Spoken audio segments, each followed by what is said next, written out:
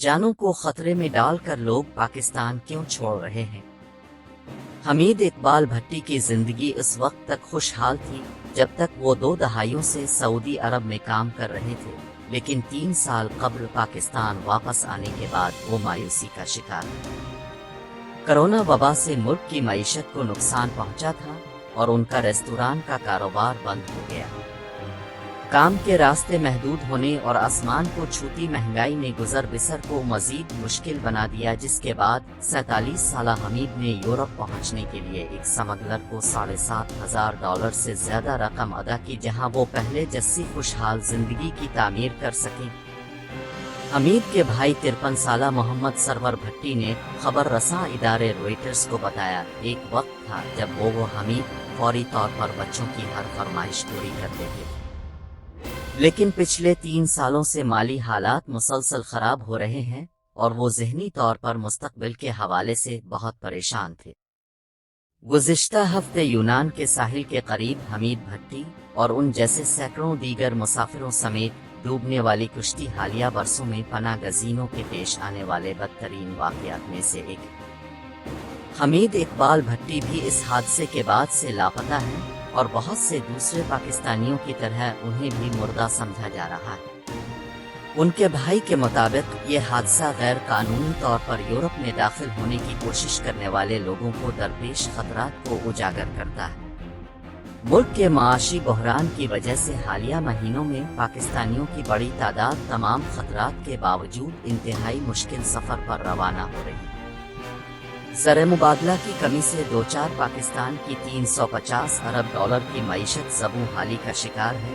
इफरात ज़र की शरह रिकॉर्ड 38% की सतह को छू रही है।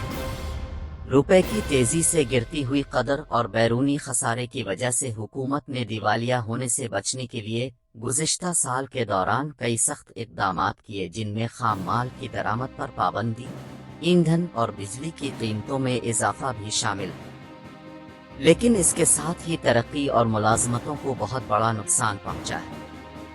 मौजूदा माली साल में सनती शोबा तकरीबन 3% सिकुड़ गया है, जिससे तकरीबन 23 करोड़ आबादी को परेशानी का सामना करना पड़ा। पाकिस्तान में हर साल 20 लाख से ज्यादा अफराद को रोजगार की जरूरत होती है। 11 साल ओमान में काम करने वाले इश्तियाक अहमद नामी एक ताजिर गुज़िश्ता साल गाड़ियों के स्पेयर पार्ट्स का अपना कारोबार शुरू करने की गरज से वतन वापस लौटे थे, लेकिन अब वो कहते हैं कि उन्हें वापस आने पर अफसोस है। इश्तियाक अहमद ने कहा, हमारे मुल्क में रोजगार के मौके नहीं हैं।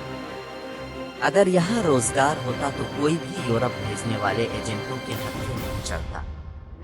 पाकिस्तान अफरादी कुव्वत का सबसे बड़ा बरामद कुनिंदा मुल्क है और इन अफराद की जानिब से भेजे जाने वाले तरसीलात ज़र से मुल्क को चलाने में मदद मिलती। सरकारी अदाद व शुमार गुज़िश्ता साल तकरीबन 8.5 लाख अफराद ने मुल्क छोड़ा, जो 2016 के बाद सबसे ज्यादा तादाद।